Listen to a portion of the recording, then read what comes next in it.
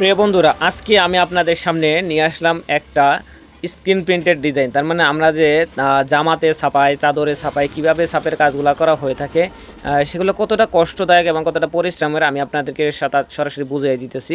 যে এই ঘরে যে কাজগুলো করা হইতেছে এখানে কোনো প্রকার ফ্যান ইউজ করা যায় না, কারণ হচ্ছে এইগুলো যখন কাজ করা হয় তখন ফ্যান ব্যবহার করলে ওই কালিগুলো শুকিয়ে যায়, যে আমরা যে ডাইসগুলো ব্যবহার করা হয় সেগুলো হচ্ছে অনেকটা নষ্ট হয়ে যায় বা একটার সাথে আরেকটা জাম লেগে যায়, ছিদ্রগুলো বন্ধ হয়ে যায়। এগুলো হচ্ছে সম্পূর্ণ হাতে করা হয়।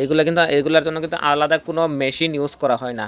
তো বন্ধুরা, এটা হচ্ছে এই ছাপটা হচ্ছে উঠে যাবে, এই ধরনের একটা ছাপ দেওয়া হয়েছে। কিছু কিছু ছাপ আছে পার্মানেন্টভাবে থেকে যায়, সেটা হচ্ছে অন্যদিন দেখাবো। এটা হচ্ছে যেভাবে ছাপটা উঠে যায়, ধোয়ার পর যেন ছাপটা উঠে যায় সেটার উপরে আলাদাভাবে একটা সেলাই দেওয়া, সেটা হচ্ছে কাজ করা হবে, এইভাবে করা হয়ে থাকে। তো বন্ধুরা, আবার দেখুন এই যে এগুলো হচ্ছে ডাইসটা আবার বসানো হয়েছে, আবার কাজ করা হতেছে। যে ভাই কাজ করতেছে ওনার কিন্তু শরীর দিয়ে প্রচুর ঘাম ঝরতেছে। আমি আসলে এটা উদ্দেশ্য করে বলি নাই, কিন্তু এটা তাৎক্ষণিকভাবে মনে হইতেছে যে এটা বলা দরকার। তো বন্ধুরা, এই ধরনের আরও যদি ভিডিও পেতে চান তাহলে অবশ্যই আমাদের পেজটা ফলো করে দিবেন। যারা ইউটিউব চ্যানেল থেকে দেখতেছেন, ইউটিউব চ্যানেলটা লাইক কমেন্ট শেয়ার করবেন, ইউটিউব চ্যানেলটা সাবস্ক্রাইব করে দিবেন। বন্ধুরা, শেষ পর্যন্ত আমাদের সাথে থাকবেন, তাহলে বুঝতে পারবেন এটা কিভাবে ছাপানোর পরে কতটুকু কার্যকর হয় বা কতটুকু কীভাবে দেখা যায়। তো ছাপানোর সাথে সাথে অবশ্যই ভালোভাবে দেখানো যাবে না। এই যে দেখুন ছাপানো শেষ, কিন্তু এখন এটা স্পষ্ট দেখা যাচ্ছে না।